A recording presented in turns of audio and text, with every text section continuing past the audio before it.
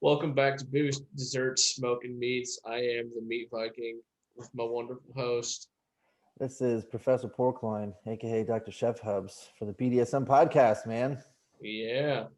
For those of you have been following along with our last few episodes about hopping on the old beer train, uh, episode that aired last week involved porters. And I And managed to get my stouts. hands on, and stouts, managed to get my hands on the number 6 porter because it's a locally brewed company, and that is the Edmund Fitzgerald. Just crack this bad bitch open and Yeah, give us a little taste. See, I feel like we should do this from the podcast now, is just find a beer or whatever and just kind of talk about it first before we, or drink or booze, whatever. yeah, uh, it's like a warm hug of bitterness. That's the best way I can describe it. It's How like does when it you're one. smell? Does it smell good? I mean, it's been a while since I've had that one, so I can't remember what it tastes like. I smell almost like a bourbon. Okay, well, It's very robust, like it's a strong flavor, and it's bittersweet, as like a good porter is. But that's what I'm smelling right now is like bourbon and chocolate. not a bad combo. No, I 100% agree. Okay. What you got in your glass? Well, since today we are talking about cider and we're continuing on with the whole alcohol thing, I wound up going out and getting some um, pecan pie. And if you're from the north, pecan, but it's not pecan. And I really like the thing in here because up at the top it says pecan, not pecan. And then it says stick it in your pie hole, which I think is really funny. Um, so this is made with Texas pecans, and you get your smelling flavor off that one.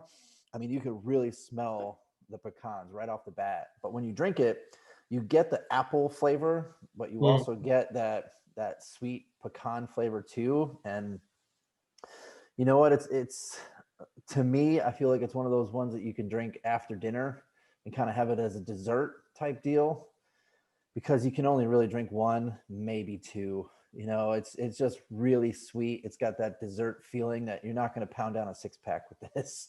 right. You're just going to have one, maybe two, and kind of hang out for the night, or maybe switch to something else afterwards. So I got to give it credit and say that it's a good, good cider, but man, it's going to last a little bit. I'm not going to be able to pound that down for, a couple days. So Yeah.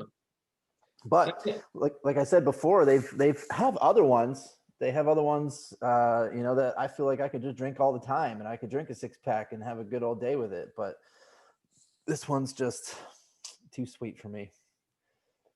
That's a shame. But like there are some times where you have a good meal and then you want that dessert beer. And I think that right there would be what I would use that beer for. It's just like a good old dessert beer. You know what I mean? Yeah, something that you can probably have maybe pecan pie with, or some ice cream, Hmm. something that it will complement that flavor because it's just overpowering of whatever you got. So, Exactly. but yeah, Now, it's a good cider. as our resident brewmaster here, how would you go about making a cider? Well, before we do that, man, I think we got to find out what the safe word is for today. Oh, like that's a good call. We didn't do that yet. We did So, not. We aren't being very safe people. Let's make it oyster. oyster. Okay. I mean, sure, that's something completely different than what we're used to, but I'll take it. Oyster. All right, here it is. Cheers to oyster for today. Here's the oyster. Um, so cider is definitely something way different on brewing. Um, with beer, obviously you got to boil it, let it boil for the hour typically, and you have your hops and your things. Mead, I mean, you can boil it same way. We've kind of talked about that before, and you can add different fruits and everything. But with cider, it's it can go down real quick. You can make vinegar really fast if you Mhm. don't do some of the right steps. There's a lot of the fermentation side is very similar to the mead and the wine. It's really the preparation side is where most of that's going to be coming into play. So it really starts off with finding the best apples, and depending on what type of flavor you're looking for, will kind of give you that type of direction on what you want to do. But you really want to have ripe apples. Mm-hmm. So stuff maybe in the fall, when people go apple picking and whatnot, those are the ones that are going to be your best type of apples because you're going to be able to test for the ripeness of it, and you're going to also be able to make sure that you'll be able to press it later. Because if you have like really, really fresh apple stuff that comes off the tree, I mean, it's very difficult to get that. You want to make sure they're just a little bit ripe. That way, when you're pressing it later on, you can get as much of that juice out of there as you can. So first thing is definitely make sure that you have some good apples, man. Okay. Yeah, you don't want to pick up any of the ones that are on the ground or anything. I'm not saying that worms are going to kill anything or they're not going to hurt your cider, but definitely don't want rotten ones because Right. rotten is not going to be good for your process here. One thing that I noticed too that I've kind of done some research on is a process called sweating. So essentially what you want to do is you want to keep the apples in a clean and an odor-free area. And essentially sweating is just making it easier so that they can grind. Kind of increasing the sugar into the juice, and it allows the flavor to develop a little bit more. So I didn't know about that. It was a really interesting little process when I was doing my research with this stuff, that sweating is the next thing that you want to do. And it's basically another word for letting them ripen just a little bit more. Mm-hmm. So it's just making sure that it's, again, going to be pressing it. So obviously you want to make sure you wash them. So the next step is cleaning everything off. You want to remove any twigs, leaves, any of the garbage junk that might be hanging around with it. Because sometimes people use insecticides and things like that. So you want to kind of spray all those off. And if you do have any rotten ones from that sweating part, you want to throw them out. If there's any mold or anything on it, you want to get rid of all those. So essentially at that point, cleaning them is going to be your best bet. Just like any type of brewing, sanitation, cleaning is going to be the best side of it. The next step that you kind of do after this is where you get into the nice grinding, right? Mm-hmm. So at this point, you want to make sure that you want to crush or you want to mill your apples and you want to get them into a nice fine pulp. Because when you get it into a good pulp, you're going to extract the most juice from it. So a lot of the old ones were the old school motor driven hammer mills, or even if you wanted to go even older school than that, you'd have your horses or your donkeys with those big stone wheels just going around in a big circle. Did you ever see those? Like a grain mill? Yeah. Yeah. Looking at a grain mill. Yep. Yeah. So it can be done by hand. It's very tedious though. If you can have a power driven one, that's even better. But a lot of the times, if you really are struggling with it, you can get a blender and you can blend them up. So yeah, I think I was talking about the grinding process. If you really don't have any of the machinery or anything to do that, you can do it with a kitchen blender because you're gonna have to core it and then quarter it, and then just make sure that it goes in there. Because I did a pear cider a while back. My boss actually has a pear tree, and said, "Hey, come over and pick as much as you want." And I wound up picking, I think it was almost 20 pounds worth of pears. And I used a blender to blend that crap up, and it took forever to cut it all up and then put it in there. So if you can, I totally recommend paying someone to do it because it let them have the machinery. But this is actually where you can get into other things too. It's really interesting when you have that pulp, right? Mm-hmm. Because the next step is essentially going to be pressing it. So I don't know if you have seen an old school press before. Basically, is this big tub, and it's got a crank wheel on the side, Okay. and thing in the middle, and all the apples are put in there, or what you have from grinding it down, and then it basically just compresses it all the way down until you extract all the juice from that. Hmm. So it looks like a barrel. It almost looks like a whiskey barrel. You know how the wood is curved like that? It's not Right. curved, but it's similar because it has holes at the bottom to let some of those let all the juice out, and you collect all that juice. So it's that's another one that's really difficult. Now, I didn't have a press. I wound up just taking the crap that I had from that pear, and I put it in a cheesecloth and just squeezed the crap out of it, and got as much. I mean, I was only making a gallon batch, so it's not like I was doing a whole lot, but yeah, Uh, squeezing it, this is going to take you a long time, you know.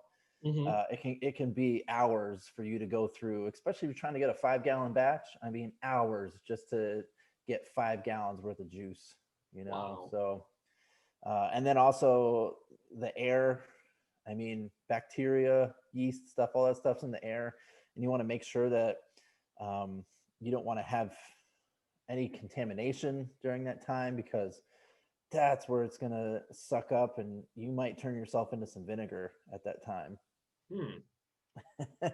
But one of the cool things that I did learn from this is what to do with that leftover crap. So you've already collected all the juice, right?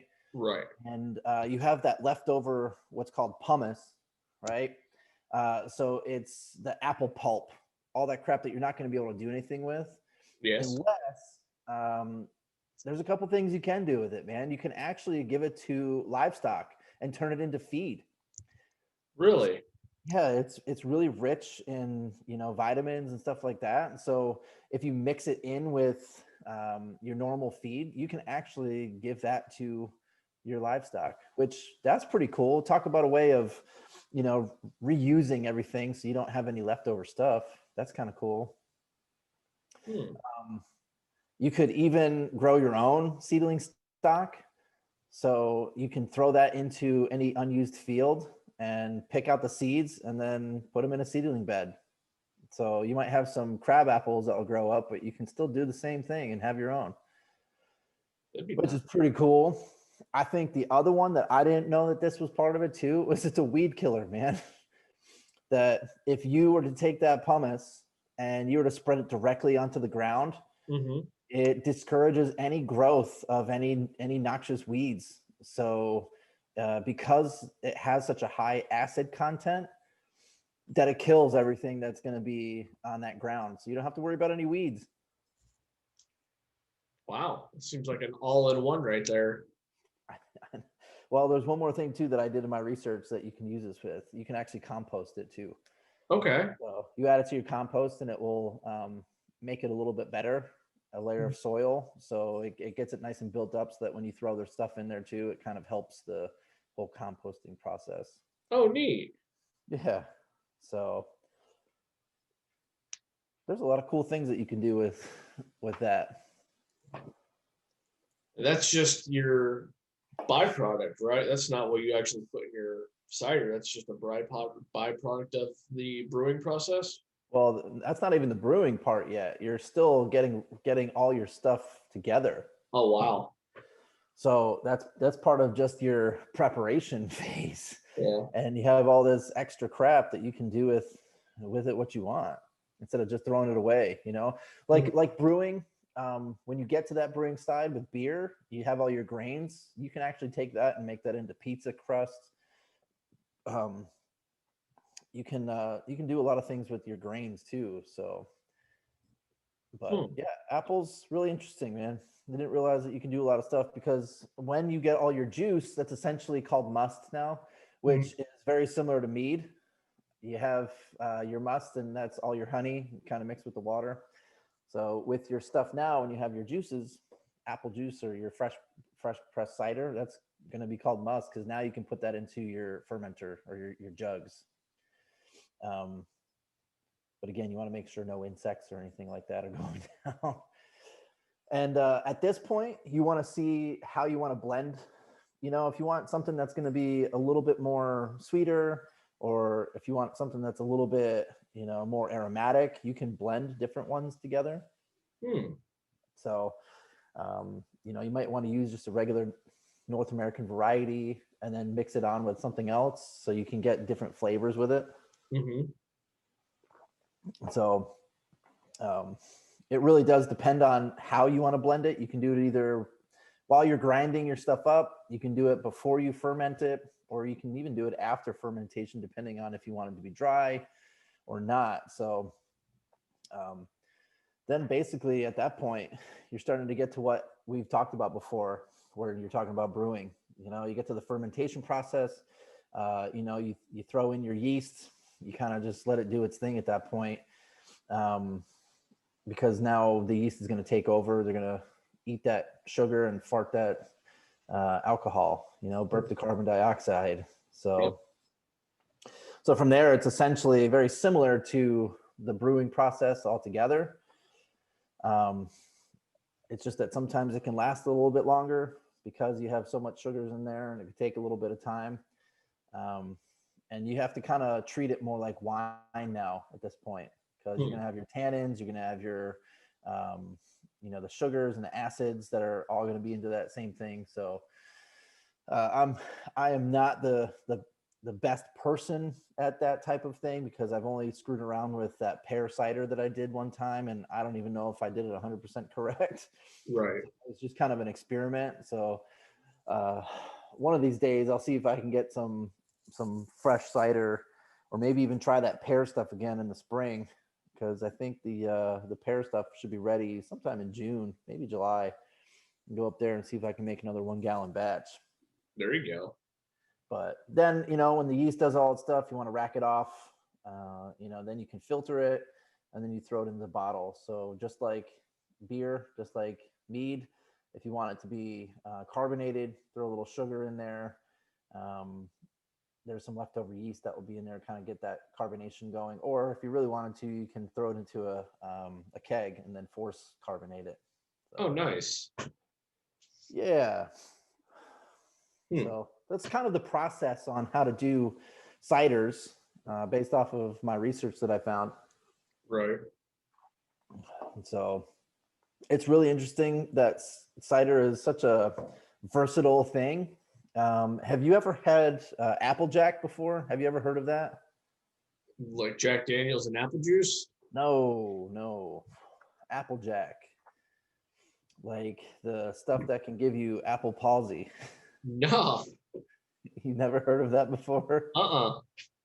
Oh, man. Enlighten me. So Applejack, it came from basically the Northeast, from not basically, but within that region. And what they would do is they would essentially make their have their fresh pressed apples, right? And then distillation, right? Yes. So distillation is essentially where they heat everything up, all the water gets taken out, and then the alcohol is left, right? And then they do it again, and then they usually get as much as that out, and you kind of have your 40 proof, 80 proof, all the way up to 200 proof to get your alcohol percentage. So Applejack is what they use, freeze distillation. So what they would do is they would essentially take big barrels of just apple cider and then let it freeze. Okay. And then they would either scrape the top off of that and then let it freeze again, and then scrape the top off again, let it freeze until you get this highly concentrated apple juice or apple sauce, not sauce, apple cider. And then that would basically be like you're distilling it. But it's the freeze distillation. So it was also called cider oil, which was kind of funny. Didn't know that. But essentially what they would do up in the Northeast or wherever it was really cold is they get the barrel, or so either they'd scrape it off or they would filter it into another bucket and then continue that going. Now, it usually can get somewhere around 80 proof. So it's very similar to like the rums and the vodkas and things like that. But the downside to it was because if you distill things, you have what's called the heads and the tails. the heads have some of those things that get rid of like the crazy alcohol stuff that kind Right. of get you the hangovers. Well, when you freeze distillate this stuff, it doesn't get rid of that. All it does is get rid of the water. So Oh. people were drinking a bunch of these things and getting all messed up, and that's where you'd have that the term apple palsy is because they'd be drinking all this extra crap that was still in there that you don't get when you distill it, and the esters and all that stuff were bad for you. Your body's gonna kind of be like, I can't do this. So if you happen to make it, it's totally worth it, but you should only drink kind of like that pecan pie cider that I've got. You only Right. want to drink small amounts of it, and it's kind of like a after dinner aperitif where you're not going to chug a bunch of it or you're going to feel real crappy the next day. And if you drink enough of it, you might get some of that palsy. Well, shit. Yeah, I think I'll stay away from that one. I'm not gonna Why lie. not? I'm the kind of person who likes to cut corners. So I can see me being like, this is good enough, and not being good enough. I mean, if you really wanted to try it, just make sure you get some fresh pressed stuff. Yeah. And the best way to do it for you would to be put it into like a water bottle Right. and then turn it upside down, like so freeze it and then turn it upside down in your fridge and then Mm-hmm. collect all the stuff that's dripping out through the bottom and Hmm. then do that multiple times so you get all that water. Interesting. Yeah, you'll get all messed up, man. Think I'm good on that. So if But you had to choose, or let me rephrase this, if you had to guess which would be healthier for you, your average beer or your average cider, what one would you go with? oh man, I don't know. I think your beer would probably be better. Mm-hmm. I think your beer has the grains and the carbs and I don't know. I don't think the cider has all that. Right. Um, I pulled up an article Okay. from, let me scroll to the top here. Crafty Nectar, and it is cider versus beer. Is cider healthier than beer? Um, do opening paragraph as well. Cider, beer isn't the first thing that comes to mind when someone talks about healthy beverages, but some research does indicate drinking the right types of cider and beer does minimize impacts of booze on the body. Now, cider being the preferred choice for low ABV drinkers, it begs the question, is cider healthier than beer? It looks like the average Brit consumes a staggering 3.5 million calories over a lifetime in alcohol. Oh my God. I mean, dude, you're in England. It rains there all the time. I would drink a lot too. Research revealed in a typical month, they will enjoy 8 pints of beer or cider, 9 glasses of wine, and 3 glasses of bubbly, which roughly is 4,918 calories in the process. That's in your typical month in UK. Oof. Yeah, dude, like, I'm not popping 3 glasses of bubbly a month. I don't even think I'll pop 3 glasses of bubbly in a year. I drink some champagne with mimosas on Sundays, so I'll probably be more than that. You know what? That's fair. I forgot about mimosas. But even then, like right now, it's a no-go. But hit me back later on that one, and we might have a different conversation here. And this goes to articles on health related. Looks like research conducted in the Mediterranean Neurological Institute has proven a moderate consumption of beer can actually reduce heart disease by 42%. Cider will help you with improved blood pressure and cholesterol.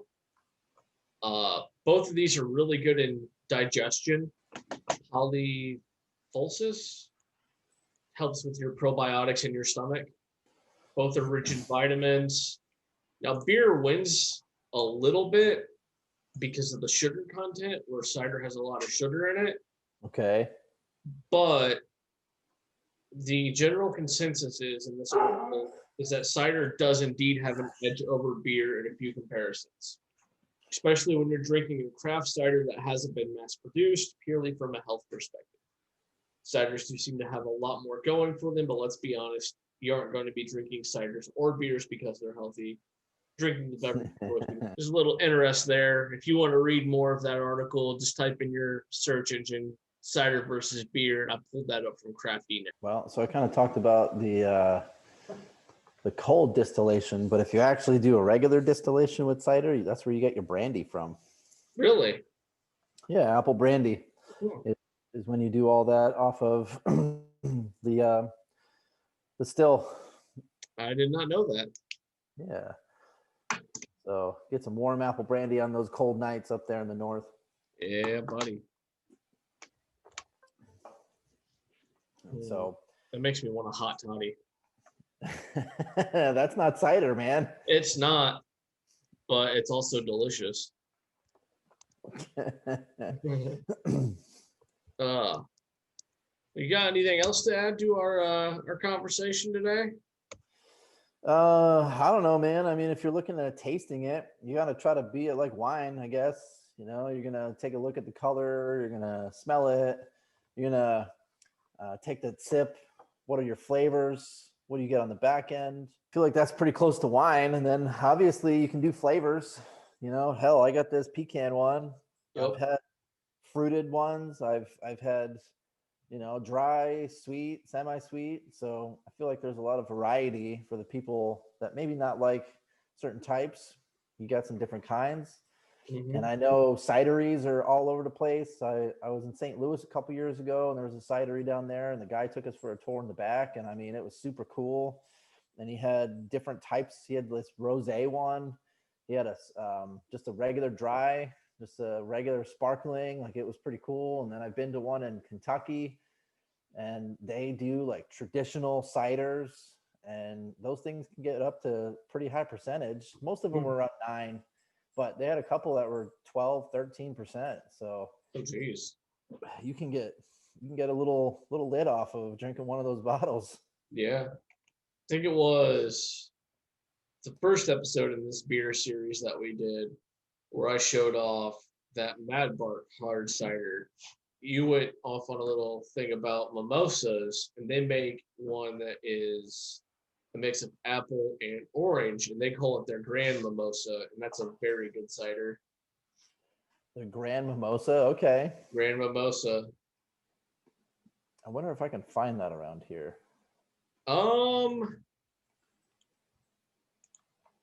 mean, it's the brand is Cider Boys. I wonder if they ship anywhere. Cider Locator. All locations within 5 miles. But yeah, I mean, if you want to look for stuff like that, you can just go to websites of beers, and a lot of the times they have a locator on there. And you can go, I want X in this area. It could be like bars, all locations, concessions, hotel, motel, liquor stores, you know, all that kind of stuff. You know what we need to do? We need to just send it into the mail to each other. Just put like water samples or something stupid like that and be like, just don't break the bottles. Right. Fragile water samples. Yeah. I know they have a pineapple one I like as well. So that's some good shit. But I want to try that pecan one. So you might have to set aside a can for when I'm down visiting you next. Yeah. I'll you know, that comes down, I'll certainly buy a bunch of stuff. Right. And then can you get stuff from the Great Lakes up to you or no? Oh, I don't think they ship that far down. I'll have to bring some when I come down then. Well, if you drive down, then you can stock up your whole entire back seat, man. Exactly. Like I'm looking out. Yeah, that'd be a long drive though. I've done it before. It's not fun. It's 21 hours, Yeah, 23 something hours. like that. Yeah. It's Yeah. not fun. No, dude, I've done it straight through twice and it sucked both times. So I was moving. Yeah. I'll have to see if I can, if they ship it or if there's anything down here. Eh, I'll hook a brother up. Yeah, we'll get some local things and then send you back up Right. with the alcohol. Yeah, I'll have to stop by and, see your side of the family so I can get that Hershey's Yingling for you. Actually, man, I read that Yingling is coming to Texas at the end of this year. Oh, shit. Look at you. So, Yep. yeah, they're expanding westward now, and Texas is going to be the first state. So I'll be able to get Yingling. You know, growing up in Pennsylvania, obviously was one of those things that everybody drinks. You know, it's certainly not the best beer, but it's got that nostalgic feeling. So I could always get myself a case now. And if that chocolate porter if they're going to continually brew it and have it in the bottles, then they should have it down here by next. I think it comes out in October, November. Nice. So I'm going to try to stock up on some of that too. Well, there you go. But well, man, I think that's all I got about apple cider. I mean, there's probably other things we could probably talk about, but I've got nothing on my brain. So Yeah, it's been one of those weird days.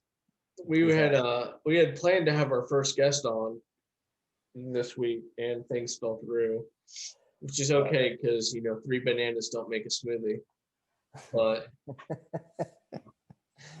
but we'll certainly try to get that guest on here in the future, and then yeah. hopefully they will, talk about some cool stuff then.